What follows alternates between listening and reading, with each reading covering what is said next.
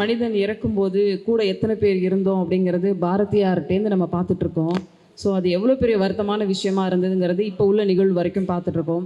ஒரு தம்பியாக கூட இருந்த கூட பிறந்த ஒரு நபராக இருந்து அவரை இவ்வளோ அழகாக வழி அனுப்பி வச்சு இந்த படத்திறப்பு வரைக்கும் கொண்டு வந்து சேர்த்த தம்பி பாலாவை மேடை கழிக்கிறோம். எல்லாருக்கும் வணக்கம். இந்த நாள் நான் வரக்கூடாதுன்னு நினச்ச நாள் இந்த ஒரு 4 நாள் தான். எனக்கும் அண்ணனுக்குமான பந்தம் வந்து ஒரு ஒரு சமீப மாதங்களாக தான் அவர் தெரியும்.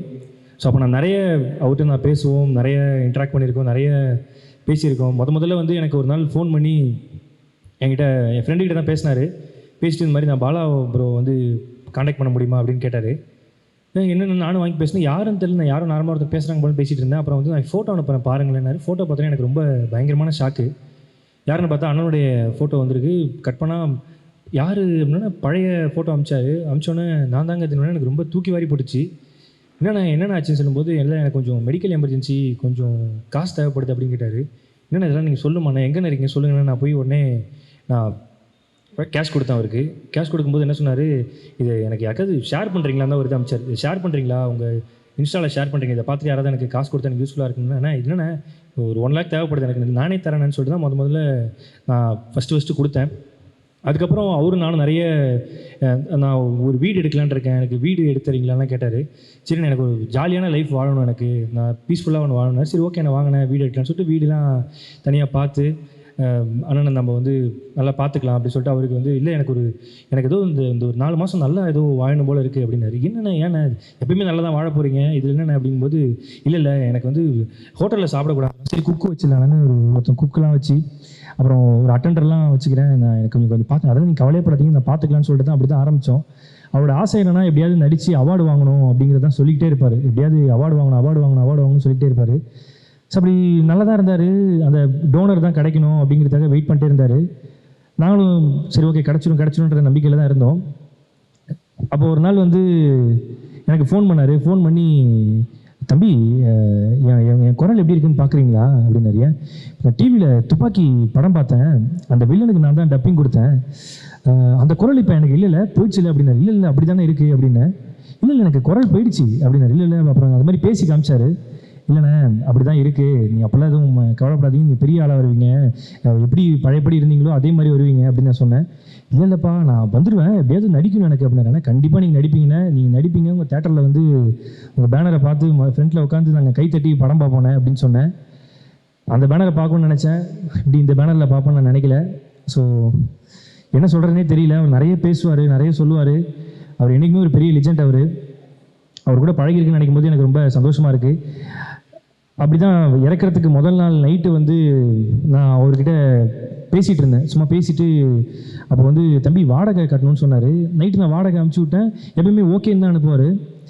எனக்கு thank you bro, God bless you அப்படின்னு ஒரு மெசேஜ் அனுப்பிச்சார். இதுக்கு எப்பயும் அனுப்ப மாட்டார். சரி ஓகே ஏன் அப்படின்னு நான் விட்டு தூங்கிட்டேன். கட் பண்ணால் மறுநாள் காலையில் அவர் இறந்துட்டாருன்னு எனக்கு ஒரு மெசேஜ் வந்துச்சு. என்ன சொல்கிறதுன்னு எனக்கு தெரியல. அவர் வந்து பழையபடி வந்து நடிக்கணும் அப்படிங்கிறது தான் எங்கள் எல்லாரோட நோக்கமாகவும் இருந்தது. தெரியல. பட்டு ஒன்று சொல்கிறேன் அண்ணே, ஆல்வேஸ் லவ் யூண்ணே.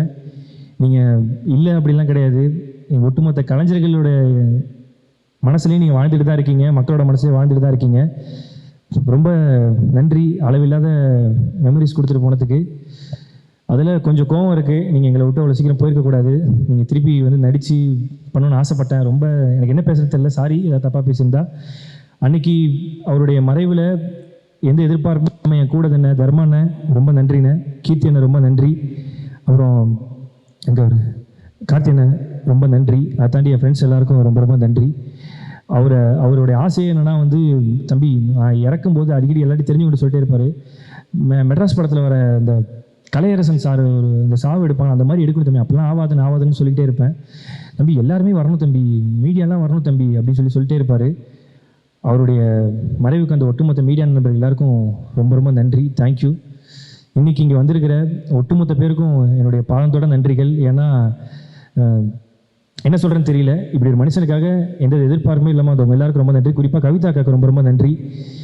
சீரியஸாக நன்றி சொல்லி ஆகணும். எனக்கு பண்ணி பழக்கம் இல்லை, படத்திருப்பா பண்ணி பழக்கம் இல்லை. நான் அக்கா கிட்ட தான் சொன்னேன், அக்கா அவர் அண்ணன் ஆசைப்படுறதோட எல்லாமே டபுள் மடங்கு. அவருக்கு எல்லாருக்கும் சாப்பாடு பண்ணணும்னு ஆசை. நான் அக்கா கிட்ட கேட்டேன், அக்கா இது மாதிரி ஒரு படத்திருப்பா பண்ணணும், ஏதாவது இடம் இருக்கான்னு சொல்லுங்கக்கா அப்படின்னு. அப்போ அக்கா தான் இந்த இடத்த வந்து சஜஸ்ட் பண்ணாங்க. ரொம்ப நன்றிக்கா. கேட்ரிங் அக்கா எனக்கு சில பேருக்கு சாப்பாடு போகணுன்னு நான் காசு கொடுக்குறது நானாக இருந்தாலும் அதை கரெக்டாக கோஆர்டினேட் பண்ணி இப்படி ஒரு மனிதனுக்காக நீங்கள் பண்ணி கொடுத்ததுக்கு ரொம்ப ரொம்ப நன்றி. தேங்க்யூ, உண்மையிலேயே ரொம்ப நன்றிக்கா. தேங்க்யூ. வந்த எல்லாருக்கும் என்னுடைய பாவத்தோட நன்றிகள். தேங்க்யூ. வி லவ் யூண்ணா. என்றைக்குமே எங்கள் மனசில் நீங்கள் வாழ்ந்துட்டு தான் இருப்பீங்க. உங்களை யாராலையும் மறக்க முடியாது. லவ் யூண்ணா. எனக்கு என்ன சொல்கிறேன்னு தெரியல, ரொம்ப எமோஷனலாக இருக்குது. தேங்க்யூ. துள்ளுவதோ இளமை ஷூட்டிங் வந்து ஃபிலிம் சிட்டியில் நடந்துகிட்டு இருக்கும்போது பக்கத்தில் வந்து நான் ஒரு சீரியலில் நடிச்சுக்கிட்டு இருந்தேன். அப்போ துள்ளுவதோ இளமை ஷூட்டிங் நடந்துருச்சு. நான் அந்த ஷூட்டிங்கை கூட பார்த்ததில்ல. அப்போ வந்து தனுஷ் சார்கிட்ட போய் நிறைய பேர் வந்து கேட்பாங்க, யார் சார் இந்த படத்தோட ஹீரோ அப்படின்னு கேட்பாங்க. அப்போ தனுஷ் சார் வந்து அந்த இருக்கார்ல, அவர் தான் ஹீரோ அப்படின்னு சொல்லுவார். உடனே எல்லோரும் போய் நிறைய பேர் அவர்கிட்ட போய் ஆட்டோகிராஃப் எல்லாம் வாங்கினாங்க. அப்படிப்பட்டவர் தான் அபிநய். ஒரு நடிகருக்கு வந்து உடல் ஆரோக்கியம் ரொம்ப முக்கியம், ரொம்ப ரொம்ப முக்கியம். பாலா, என் தம்பி பாலா வந்து இவரை ஒரு 3 மாதம் 4 மாதம் 5 மாதம் பார்த்துக்கிட்டதா சொன்னாங்க எல்லாரும்.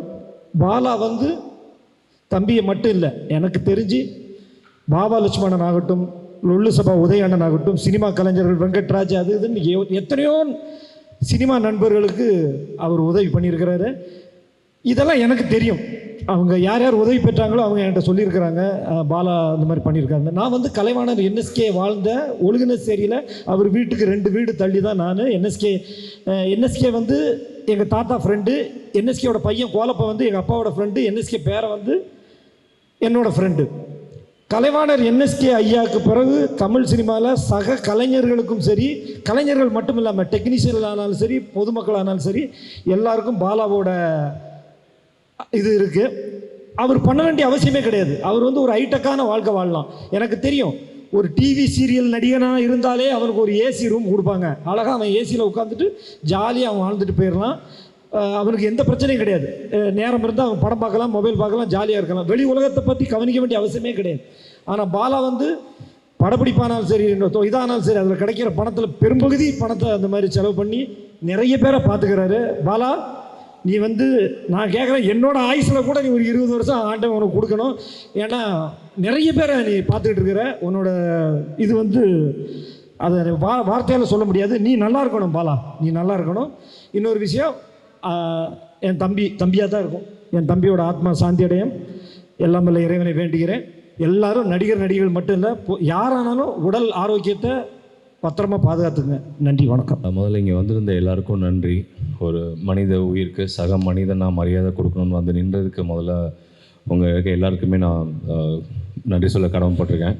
இந்த மாதிரி ஒரு விஷயம் பண்ணி அவர் வாழ்ந்தாரதை தூக்கி போட்டோன்னு இல்லாமல் அதை ஒரு நினைவாக எடுத்து இந்த ஏற்பாடு பண்ண கவிதாக்கா அண்ட் அந்த குழு நண்பர்கள் எல்லாருக்கும் நான் நன்றி கடமைப்பட்டுக்கிறேன். உண்மையும் சொல்லணுன்னா, அபிநயை நான் நேரில் பார்த்ததில்லை. அவர் மரணத்தில் தான் அவர் ஃபஸ்ட் டைம் நான் அவரை பார்த்தேன். அவருக்கு ஏதோ ஒன்று பண்ணணும்னு இருந்தது, பட் எனக்கு அதுக்கான வாய்ப்பு அமையலை. அதுக்கு மன்னிப்பு கேட்குற மாதிரி தான் நான் இன்றைக்கி வந்து கலந்துக்கிட்டதுக்கு தான் அவரை பற்றி நிறைய விஷயங்கள் தெரிய வந்தது. அவங்க அப்பா வந்து ஒரு தயாரிப்பாளர், அம்மா நடிகை, ஒரு நாளைக்கு 10 லட்சத்துக்கு மேலே ஆடுக்கு லீடிங்கில் வாங்கின ஒரு ஆக்டர், அவர் வாழ்க்கை முறை, நல்ல குரல் வளம், 5 லாங்குவேஜ் தெரியும், இப்படி நிறைய விஷயம். இன்ஃபேக்ட் பண்ண உள்ள நுழையிறப்போ கூட முத்த நாட்டு அவரை பற்றி தான் பேசிட்டு வந்துட்டு இருந்தேன். அவரை பற்றி நிறைய விஷயங்கள் கேட்டுக்கிட்டேன். அண்ட் ஒரே ஒரு விஷயம் தான், மனிதம் மறிக்கவில்லை என்ற விஷயத்த வந்து நீங்கள் எல்லாம் ப்ரூவ் பண்ணுறீங்க. அவரோட துள்ளுவதோ இளமையில் நடித்த சதீஷன் வந்திருந்தார்.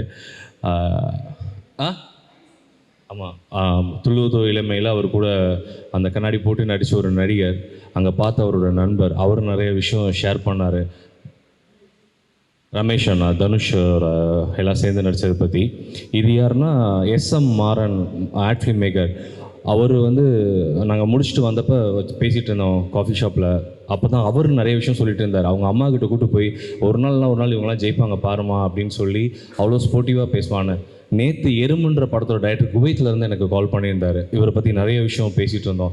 அப்போ தான் தெரியுது அவருக்கு அவ்வளோ ஃப்ரெண்ட்ஸ் இருக்காங்க, இல்லாமலாம் இல்லை, வரமுடியலன்றதை தான் சுச்சுவேஷன். பட் அபிநய் இவ்வளோ அழகான ஒரு மனிதர் இவ்வளோ சீக்கிரம் இழந்திருக்க வேண்டிய கட்டத்தில் நம்ம இல்லை.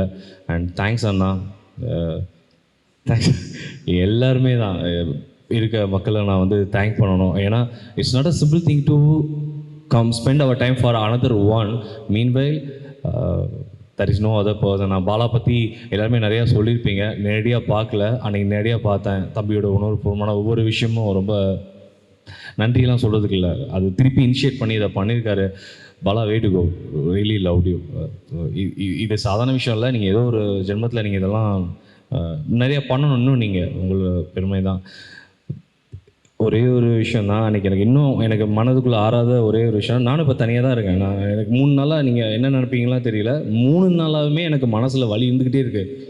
தனியாக எப்படி இருந்தார் அவர், அந்த லாஸ்ட் மோமெண்ட் அவருக்கு எப்படி இருந்திருக்கும், என்ன ஃபீல் பண்ணியிருப்பார், தண்ணி கொடுக்க ஆள் இருந்திருக்குமா, வலிச்சிருக்குமா, எந்திரிச்சிருப்பாரான்னு. So loneliness is biggest sick. So மனசு விட்டு எல்லாருக்கிட்டையும் பேசணும், பழகணும். இது வரைக்கும் மனசுக்குள்ளே எந்த விதமான ஈகோ இருந்தாலும் அதெல்லாம் விட்டுட்டு நம்ம வாழ்கிற வாழ்க்கைக்கு ஒரே அர்த்தம், கடைசி நம்ம பின்னாடி வர ஆட்கள் தான், அதை சம்பாதிச்சுக்கணும். அண்ட் இந்த மாதிரி ஒரு தருணத்தில் அபிநய்க்காக கூடினவங்க எல்லாருக்கூட பார்த்துட்டு நான் நன்றி தெரிவிச்சுக்கிறேன்.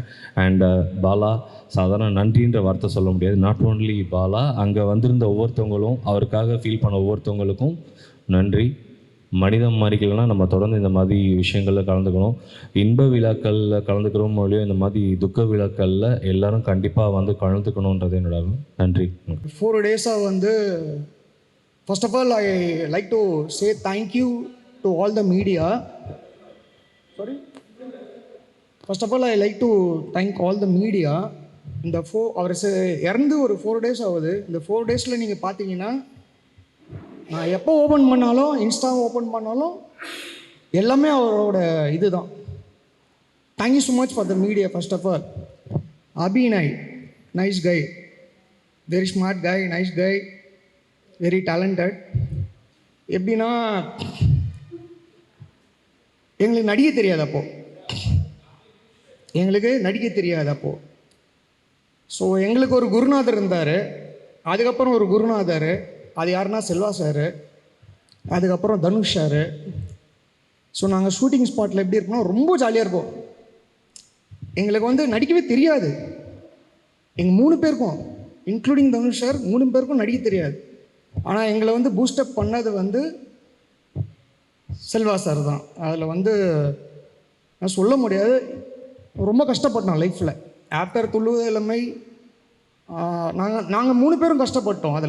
நாங்கள் 3 பேரும் கஷ்டப்பட்டோம், நான் இல்லைன்னு சொல்லலை. அதுக்கப்புறம் என்ன ஆச்சுன்னா, எனக்கும் இவருக்கும் சான்ஸே இல்லை.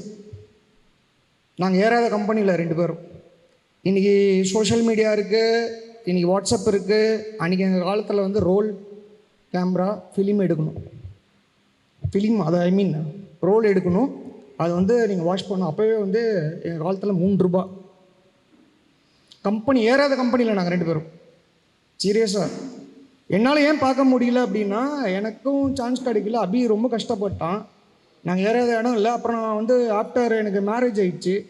ஸோ எனக்கு கொஞ்சம் கமிட்மெண்ட் ஆகிடுச்சு. நான் வந்து சரி, நான் வேறு ஒரு இன்சூரன்ஸ் ஃபீல்டுக்கு போயிட்டேன். ஸோ நான் சினி ஃபீல்ட்லேயே இல்லை. நீங்கள் எல்லாம் மீடியாவில் போடுறீங்களே, அதில் வந்து ஒரு ஃபோட்டோவில் வந்து யூனிஃபார்மில் இருப்போம். அது 3rd person நான் கிடையாது. கண்ணாடி போட்டுட்டு நடிச்சிருப்பேன். அதான் நான் செல்வராகவன் சார் ரொம்ப சப்போர்ட் பண்ணார். அவங்க அப்பா கஸ்தூரிராஜா சார் ரொம்ப சப்போர்ட் பண்ணார். தனுஷ் சார் ரொம்ப சப்போர்ட் பண்ணார். இது வந்து நாங்கள் நடிக்கும்போது நாங்கள் சொல்கிறோம். அதுக்கப்புறம் எஸ்பெஷலி மிஸ்டர் கீர்த்தி கூட ஒரு படம் நடித்தேன். எனக்கு இன்ஃபேக்ட் ஜங்ஷன் நடிக்கும்போது நானும் கீர்த்தி நடித்தோம். நாங்கள் 3 பேர் நடித்தோம். இவன் தான் வந்து எனக்கு சான்ஸே வாங்கி கொடுத்தான். நான் இவனை அபி சார்லாம் சொல்ல மாட்டேன், வடை போட தான் சொல்லுவேன். என் ஃப்ரெண்ட் அவன், என் க்ளோஸ். இன்ஃபேக்ட் அவனுக்கு தெரியுமே, நான் அவனையும் வடை போட தான் சொல்லுவேன். தப்பாக நினச்சிக்காதீங்க, அவ்வளோ க்ளோஸ். ஆனால் இதெல்லாம் நடந்துச்சு. ரொம்ப கஷ்டப்பட்டான். எங்கள் அம்மாலாம் ரொம்ப ஃப்ரெண்டு. அவங்க அம்மா வந்து மலையாளத்தில் வந்து பெரிய ஆர்டிஸ்ட்டு, நேஷ்னல் அவார்ட்லாம் வாங்கியிருக்காங்க. இவங்க ஃபாதர் நான் எல்லாமே வந்து எங்கள் வீட்டில் உட்காந்துட்டு ட்ரிங்க் பண்ணியிருக்கோம். நான் இல்லைன்னு சொல்லு, டு பி வெரி ஃப்ரெண்ட். இவங்க அப்பா, இவர், நான். பட் அந்த உடம்பை பார்த்துக்கணும், அது தப்பு பண்ணிட்டார் இவர். ஸோ உனக்கு இது கிடைக்கல அப்படின்னா நீ வந்து வேறு ஒரு இதுக்கு போயிருக்கலாம், நீ போகல. டு பி வெரி ஃப்ரேங்க், அதுதான். ஆனால் நல்லா பண்ணான், நல்ல பையன். Thanks to Bala, Keerthi and everyone social media. Thank you so much. வேறு எதனா பேசணுமா? And especially Angel, thank you so much. வணக்கம் பாலா. தேங்க்ஸ் பாலா. லைக் நண்பன் தான் தர்மராஜ் மாமா சொன்ன மாதிரி நான் ஒரு படம் தான் நடிச்சிருக்கேன். டப்பிங் ஆர்டிஸ்ட்டாக எத்தனை படங்கள் பண்ணாலும் நடித்தது ஒரு படம், அதுவும் அபியோட. லைக் ஒன்றே ஒன்று தான் சொல்லிக்கணும், தன்னைத்தானே தனிமைப்படுத்திக்கிறது எவ்வளோ பெரிய கொடுமைங்கிறது வந்து இந்த அபியுடைய மரணத்தில் நான் பார்த்தேன். தயவு செஞ்சு யாரும் தனிமையாக இருக்கிறது வந்து பெரிய விஷயம் அப்படின்னு நினைக்காதீங்க. அதே மாதிரி நம்ம சினிமாவில் வந்து ஒரு பெரிய ஒரு கஷ்டமான விஷயம், கஷ்டப்படும் போது கூட இருக்க மாட்டோம், நல்லா இருக்கும்போது எல்லாருமே அப்படியே சுற்றி ஒரு இதாக இருப்போம். தயவு செஞ்சு அதை நம்ம மாற்றணும்னு நினைக்கிறேன். ஏன்னா நல்ல காரியத்துக்கு போகலனாலும் இந்த மாதிரி விஷயங்களுக்கு வரணும்னு சொல்லுவாங்க. அபி வந்து நிறைய பேர் விட்டு ஒதுங்கி அவன் வாழ்ந்தது தான் அவனுடைய இந்த மறைவுக்கு காரணம். ஏகப்பட்ட பழக்கங்கள் இருக்கலாம், பட் தயவு செஞ்சு எல்லோரும் ஒத்துமையாக இருப்போம். சண்டைகள் இருந்தாலும் சச்சரவுகள் இருந்தாலும் எப்போவாவது ஒரு வாட்டியாவது பேசிப்போம். ஒவ்வொருத்தர் எங்கே யார் என்னன்னு தெரியாமல் இருக்கிறதே வந்து பெரிய பிரச்சனையாக இருக்குது. இது ஒரு மிகப்பெரிய காரணம். பாலா யார் வேணாலும் என்ன வேணாலும் சொல்லட்டும் பாலா, நீ பண்ணுறது உனக்கு சரின்னு தோணுச்சுன்னா பண்ணிக்கிட்டே இரு, எதை பற்றியும் கவலைப்படாத. அண்டு கண்டிப்பாக அபியுடைய ஆத்மா சாந்தி அடையும். அதுக்கு காரணம் நீ மட்டும்தான் இருப்பேன். Thank you so much.